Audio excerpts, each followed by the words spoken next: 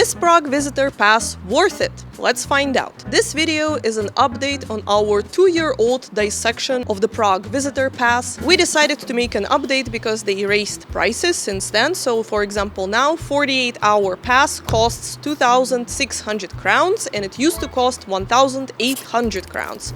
Almost 3,000 crowns for just 2 days of Prague culture? Isn't it a little bit too much? Let's see. In this video, we're going to be talking about advantages and disadvantages of the Prague Visitor Pass, and in the end, you're going to find out who is this pass really for. Prague Visitor Pass, ran by Prague City Tourism, covers entrance fees to 70+ attractions, as well as public transport tickets in one physical or electronic card. Alright, let's dive right into it.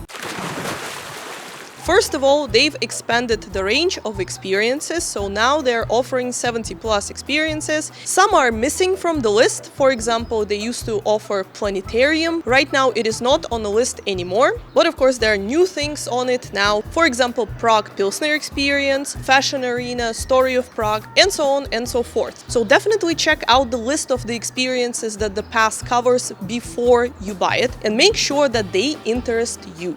Please bear in mind that Prague Visitor Pass doesn't cover all attractions in Prague. For example, National Museum and National Gallery are not on the list as of April 2025. So the big building on the Wenceslas Square is not included in the Prague Visitor Pass, same as Schwarzenberg Palace and the Trade Fair Palace. I'm gonna fly away like Mary Poppins if we stay here for one more second. So let's get to our next point. The gist of Prague Visitor Pass has remained the same. You have to visit enough sites in order to make it worth the expense. At least those that they suggest in their itinerary, which I'm gonna cover a little bit later. It is for sure not possible to visit all of the things that the pass covers, even if you get 120-hour one. Some of the sites pass covers, like the zoo, will take the whole day, so you will be wasting your money by going there when you should be focusing on squeezing as many sites as possible into your itinerary in order to make the pass worth what you've paid for it.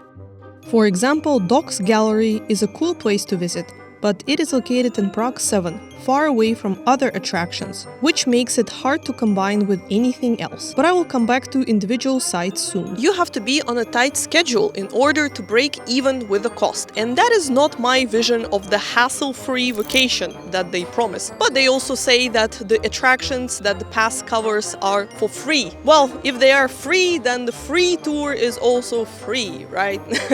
You're paying some money for it. Perhaps the biggest drawback of the Prague Visitor Pass is the fact that it does not allow you to skip the lines to the attractions. So even after you bought the pass, you still have to go into the same line with other customers to the ticket office to get paper tickets there. They of course explain it on their website, but still psychologically a lot of people believe that if they get a special pass, it should allow them to go past the lines. It is not the case. For most attractions, you will still have to get paper tickets in a regular ticket office. Prague City Tourism tries to make it better for the pass holders. For example, at the Old Town Hall and Prague Zoo, they have a special window for people who bought the pass where they can get their paper tickets quicker. But still, it is not faster than just buying a ticket online and going straight through the turnstiles in the Prague Zoo, for example. So keep that in mind. Prague Visitor Pass does not cover skip the line services. This is the example of the line that you won't be able to skip with Prague Visitor Pass. We are now lining up for Clementinum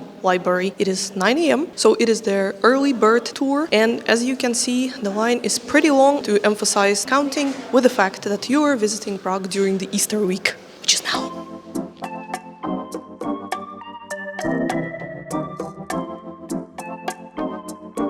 Let's talk about Prague Castle a little bit more, since it's one of the biggest sites that is offered by Prague Visitor Pass. So if you have Prague Visitor Pass, you can pick up the ticket to the main circuit of the Prague Castle interiors here at their ticket office located on the third courtyard of the castle. That way you will be avoiding the line to the actual ticket office where everyone else is going. However, it seems that Prague Visitor Pass does not cover any audio guide to the Prague Castle interiors. So if you want to get that, you will still have to line up over there and you won't be skipping any lines. Actually, the line to the ticket office is the only line you can potentially skip with a Prague Visitor Pass, because you still have to line up for the individual sites. When you're planning to purchase Prague Visitor Pass, you always have to check when you're traveling to Prague because it can get really busy on holidays and weekends. If there is a long line to the sites, it can take you up to 1 hour to stand through all of them, and that can cause a huge delay in your itinerary later, so please bear that in mind. Remember, guys, that we run tours to the Prague Castle interior several times a week. It is a 3-hour tour of St. Vitus Cathedral, St. George's Basilica, Old Royal Palace and the Golden Lane. We also run Prague Castle walking tour twice a day,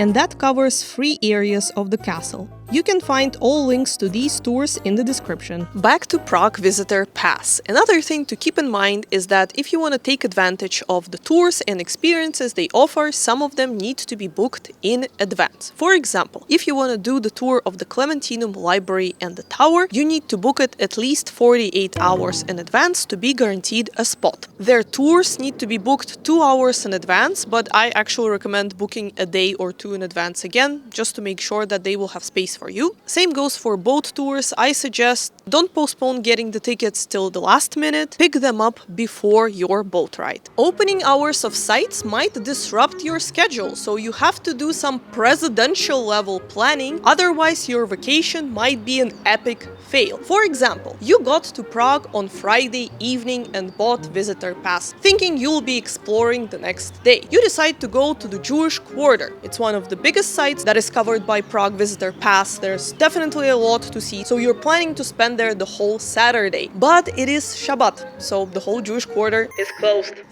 Alright, well, you can go for a tour instead, but it is only once a day. Okay, at least we can go to the Prague Castle on Sunday, right? But St. Vitus Cathedral opens only at noon on Sundays, so there's a huge line in front of it. It causes a massive delay and you are not able to make it to other exhibitions. Of course, this is like disaster level scenario, but it does happen to people if they don't check opening hours of sites. So please do that. Perhaps Prague Visitor Pass itinerary will solve this issue. Much as their previous one that we have dissected 2 years ago, I find it a bit exhausting. Let's just look at day 2. River Cruise, 1 hour. Clementinum, 1 hour approximately. Old Town Hall, 30 minutes if you just want to climb the tower, and 1 hour extra if you want to take a tour. Prague Jewish Quarter should take you around 4 hours. That is 7.5 hours altogether, without counting the time for walking from one site to another. Considering that the earliest you can start exploring is 9 AM and that the sites usually close around 6 PM. There will be no time for food, I'm afraid, unless you want to cut your visit to the Jewish Quarter, for example, to 2 hours or skip other sites. As we have mentioned 2 years ago, if you want a comfortable experience without rushing from one attraction to the other, you will have to shorten your itinerary by a half. You will be able to save money, just not as much.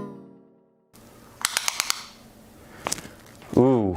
That's kind of small. Let's talk about discounted Prague Visitor Passes. Currently, they're offered only to students and children, but there's no offer for seniors. So if you're 65 and older, you will be sold a regular full-price Visitor Pass, which isn't such a good deal because if you're 65 and older, you can use Prague public transport for free if you present a valid ID, and you also get a discount on most attractions in Prague. Usually it's 20 to 30% cheaper than a regular full-priced ticket. I got curious and I counted the actual prices that you would get with a senior discount. Here they are, you can pause and take a look. Wasn't able to confirm that there are any discounts for guided walking tour, river cruise and Prague Jewish Town. Otherwise, here are the actual prices that you would get if you are 65 and older. I was able to find a special deal that you can get for buying the ticket to Prague Castle Main Circuit and Lobkowicz Palace for 570 crowns if you're a senior. So here's the actual total and how much you're saving, 900 crowns. Still pretty good, but not as fancy as the previous price that they put there. But considering the fact senior people actually don't want to do so many things in one day, just basing it off my grandma, if I would show her this itinerary, she would think that I'm trying to get my inheritance earlier. So if we cut down this itinerary by a half, you will be actually in minus. Again, this is just my opinion. If you're an active senior person, you might argue with me in the comments, but I don't think that you will be able to do so much even if you're fit, healthy, and young. So for this itinerary, I just left 1 to 2 big activities per day. In the first day, as you can see, I left Prague Castle Circuit and Lobkowicz Palace. I think it's doable if you're a senior. On the second day, I've excluded River Cruise and Clementinum, left everything else. And on the third day, I've excluded St. Nicholas Bell Tower. There's no elevator, by the way, to this one. And Kampa Museum and Weyrich Villa. So here it is. Don't know why they're not offering the senior ticket, honestly. Looks like it's pretty lucrative for them.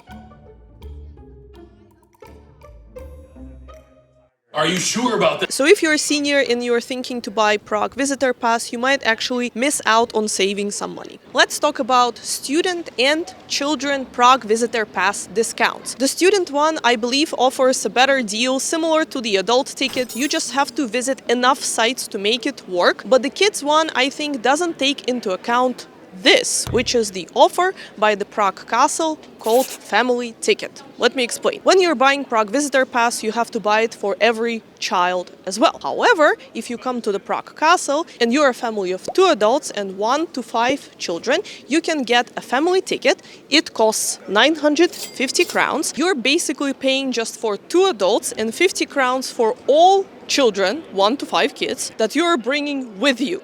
Effectively, they're going for free. But if you're buying Prague Visitor Pass, you have to pay the full price for every child. So bear that in mind. If you want to visit Prague Castle, you might get a better deal with family tickets. Same applies to other sites. So if we would take into account the family tickets that are available everywhere else, this is how much you will be actually saving on Prague Visitor Pass for children. Finally, let's talk about who this pass is really for and if it's gonna pay off. It is for sure possible to break even and cash in on the pass, but you will have to break a sweat. You might have realized by now that you have to be a pretty fit person and a master planner in order to make the pass worth it or even save money on it, but it's definitely possible if you're an active traveler. If you're a lazy one, like me, who does 1 to 2 big sites per day, you might be exhausted because Prague Visitor Pass itinerary suggests that you should do 3 to 4 big sites per day. I would quit halfway through, I think, which is why we also didn't follow the itinerary in this video, because we realized that it's gonna be a lot of work, but we also have to film it all, right? So it's a bit different. You might also benefit from Prague Visitor Pass if you want to have the convenience of paying for all entrance fees just once and then simply presenting a card while you're collecting tickets. If you're a budget traveler and you're looking for the cheapest option, I think it is still a better deal to pay individual fees for attractions, pre-plan everything in advance, and cut down your bucket list to 1 to 2 sites per day. Alright, this was the update on Prague Visitor Pass. Hope you liked this video. If you found it helpful, give us a thumbs up, and if you have any questions, leave them in the comments below. We will see you in our next one. Bye!